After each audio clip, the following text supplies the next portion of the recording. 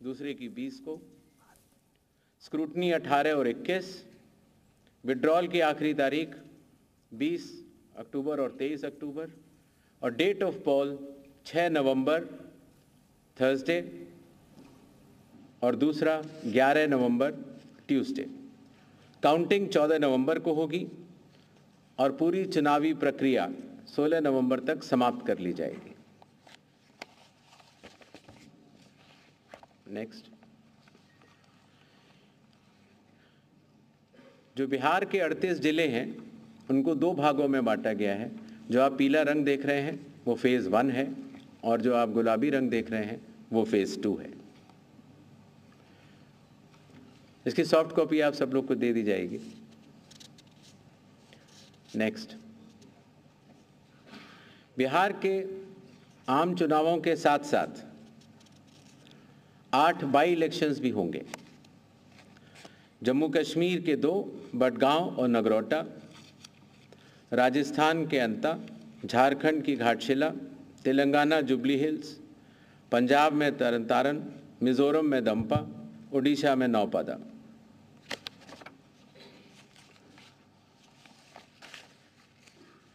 इनकी तारीखें भी अलग अलग कॉन्स्टिट्यूंसी के हिसाब से यहाँ पर दी गई हैं। डेट ऑफ पोल लेकिन सबका 11 तारीख ही होगा और काउंटिंग 14 नवंबर को होगी। इसके साथ कुछ चीज़ें हम ज़रूर बताना चाहेंगे। सबसे पहले मतदाताओं के नाम एक संदेश रहेगा, वो यह कि कृपया अपना नाम इलेक्टोरल रोल में ज़रूर चेक कर लें, क्योंकि अगर अभी भी छूट गया है तो नॉमिनेशन से 10 दिन पहले तक जोड़ा जा सकता है। कृपया अपने पोलिंग स्टेशन के बारे में ECI नेट से जानकारी हासिल करें या अपने बूथ लेवल ऑफिसर से समझ लें। वोटिंग जब आप करते हैं, अगर बाई चांस किसी कारणवश अगर आप अपना वोटर कार्ड लाना भूल गए हैं तो 12 ऑल्टरनेटिव डॉक्यूमेंट्स होते हैं जिससे कि आप अपनी आइडेंटिटी बता सकते हैं और उसके बाद वोट डाल सकते हैं। मतदाताओं को ये विश्वास रहे कि हर पोलिंग बूथ पर AMF that is assured minimum facilities उपलब्ध होंगी। वोटर इंफॉर्मेशन स्लिप्स हर मतदाता को पहुंचाई जाएंगी। अगर आप मोबाइल लेकर आते हैं तो डिपॉजिट फैसिलिटी रहेगी, बिल्कुल निश्चिंत रहें। सर्विस वोटर्स हैं तो आपको पोस्टल बैलेट की सुविधा रहेगी। अगर आप दिव्यांग हैं या 85 प्लस ईयर्स के हैं तो आपके लिए होम वोटिंग की सुविधा दी जाएगी, बशर्ते कि आपको फॉर्म 12D भरना होगा। मतदान करने से पहले अपने प्रत्याशी के बारे में ज़रूर जान लें। नो योर कैंडिडेट ऐप से भी आप देख सकते हैं। और अगर कोई भी प्रत्याशी या राजनीतिक दल मॉडल कोड ऑफ कंडक्ट का वायलेशन करता है तो सी विजिल की ऐप पर आप बता सकते हैं, 1950 पर भी आप बता सकते हैं या ऑब्जर्वर्स को भी बता सकते हैं। राजनीतिक दलों से भी निवेदन रहेगा कि वो हर पोलिंग स्टेशन पर चुनाव आयोग द्वारा पारदर्शी चुनावों के साथ सहभागिता करें और हर पोलिंग स्टेशन पर अपने बूथ लेवल एजेंट्स को नामित करें।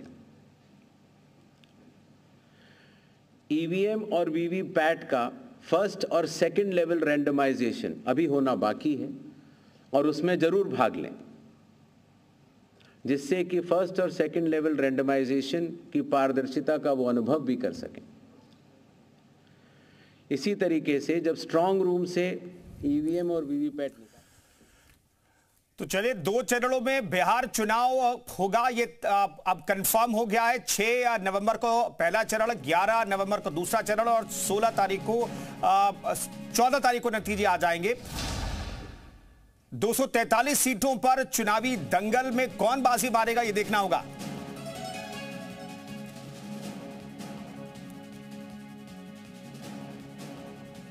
रुद्र प्रताप दुबे जी हमारे साथ वरिष्ठ पत्रकार फोन लाइन पर मौजूद हैं, सीधे जुड़ रहे हैं हमारे साथ, स्क्रीन पर मैं देख पा रहा हूं। रुद्र जी, अब चुनावों का ऐलान भी हो गया है, बहुत चर्चा में रहा ये विधानसभा का चुनाव, और विधानसभा के चुनाव से पहले जितनी सरगर्मी बिहार से लेकर के दिल्ली तक संसद में हुआ, इसके बाद क्या कहना चाहेंगे आप आज? देखिए, अगर देखा जाए तो एक तरीके से भारतीय चुनाव प्रक्रिया के बदलाव का पहला चुनाव, जिस तरीके से आप चुनाव कॉन्फ्रेंस को आज आपने देखा होगा, नवाचारों पर बहुत अधिक काम हुआ है। कैसे बताया उन्होंने कि किस तरीके से 20 से 25 ऐप थी चुनाव आयोग की जो बिखरी हुई थी, अलग अलग लोगों के फोन में अलग अलग थी, उसको सबको मर्ज करके एक ई पोर्टल बना दिया गया है। मोबाइल को लेकर हमेशा से एक समस्या रहती थी कि मोबाइल लेकर जाना है कि नहीं जाना। इस बार चुनाव आयोग ने क्लियर कर दिया कि आप लेके आइए, हम उसको जमा कराने की व्यवस्था करेंगे। वो मतदान के काउंटिंग के बारे में, आंकड़ों के बारे में जिस तरीके से डिटेल से बताया गया। देखिए, एक बात तो ये आप समझना पड़ेगा कि भारत की चुनावी प्रक्रियाओं में बिहार के चुनाव का हमेशा से बड़ा योगदान रहा। बिल्कुल, चाहे वो संवैधानिक संस्थाओं के ध्वस्त हो जाने का इतिहास रहा हो, तो चाहे अब SIR से लेकर शुरू हुई वो नवाचार की प्रक्रिया है, जहां पर वोटरों की संख्या, जहां पर 8 लाख के करीब चुनावी कर्मचारियों की संख्या से लेकर एक मेहनत काम शुरू हो चुका है। पिछले एक दशक में हम लोग जम्मू कश्मीर के शाला से पढ़ने वाले लाख उत्तेजना फैलाने का प्रयास किए, लेकिन बिहार की जनता उनके साथ खड़ी नहीं हुई। कहीं आंदोलन नहीं हुआ, कहीं उसके लिए हंगामा नहीं हुआ। ये बिहार की जनता के लिए चुनाव आयोग को धन्यवाद दिया कि घुसपैठियों से बिहार को मुक्त करने का एक अवसर दिया है। बिहार के अंदर हर बिहारी विकास चाहता है, शांति और सौहार्द चाहता है, और विकास की जो गति बढ़ी है, बिहारियों के सम्मान का, स्वाभिमान का जो वातावरण बना है, फिर से बिहारी गाली न बने, इस संकल्प को दोहराएगा। राजद कांग्रेस का पूरी तरह से सफाया होगा।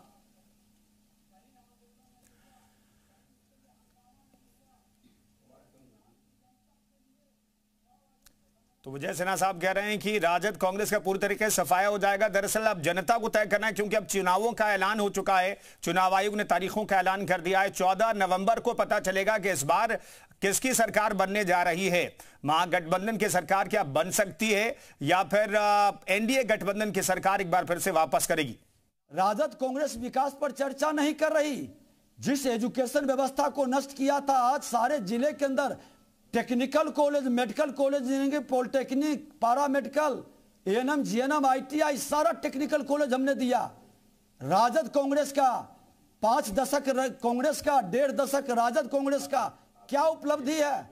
जहां 8,500 किलोमीटर सड़क बिहार के अंदर था, आज 1,07,000 किलोमीटर। आज उपलब्धि बिहार आकर के लोग खुद देख रहा है।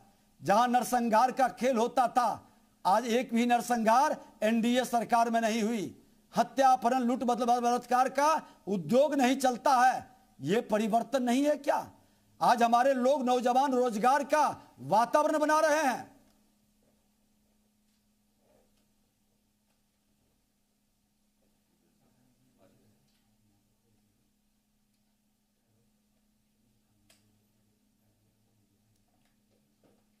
नवंबर को नतीजे आएंगे और 14 नवंबर को स्पष्ट हो जाएगा कि इस बार किसकी सरकार बनने जा रही है। बीजेपी सामूहिक नेतृत्व की पार्टी है, और सामूहिक नेतृत्व ने कई बार कह चुका कि बिहार के मुख्यमंत्री नीतीश कुमार जी के नेतृत्व में चुनाव लड़ेंगे, अगला मुख्यमंत्री नीतीश कुमार जी होंगे। कहीं यहां पर परिवारवाद, वंशवाद, जातिवाद की राजनीति हावी नहीं होगी। रानी के पेट से राजा पैदा नहीं होगा। राजद कांग्रेस के तरह रानी के पेट से ही राजकुमार आते हैं और वही नेता बनेंगे। ये लोकतंत्र की धरती है। यहां पर तो जो हमारे चाणक्य हैं वो चंद्रगुप्त चुनते हैं। आज श्रद्धेय अटल बिहारी वाजपेयी जी ने बिहार के मुख्यमंत्री नीतीश कुमार जी को सुशासन स्थापित करने की जिम्मेवारी दी है। निश्चित तौर पर स्पष्ट घोषणा हमारा नेतृत्व का है।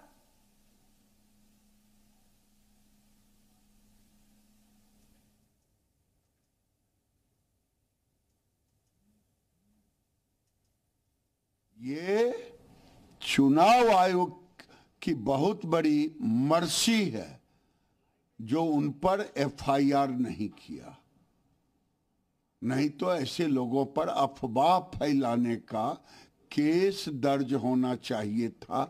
पूरे एसआईआर में बांग्लादेशियों को बचाने के लिए, रोहिंग्या को बचाने के लिए अफवाह फैलाया, यही काम किया। एक अंतिम सवाल, कितने आश्वस्त हैं आप बिहार में? जितना सूरज को पूरब में उगना पश्चिम में डूबना, उतना एनडीए।